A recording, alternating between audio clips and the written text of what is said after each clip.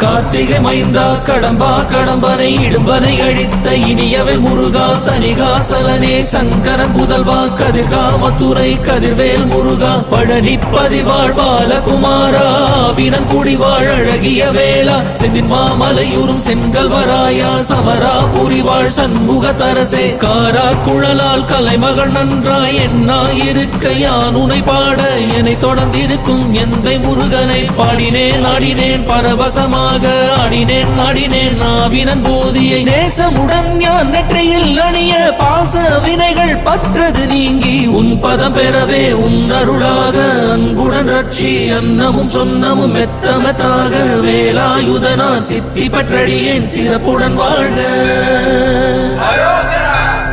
ஓம் சரவண பவாய நமஹ.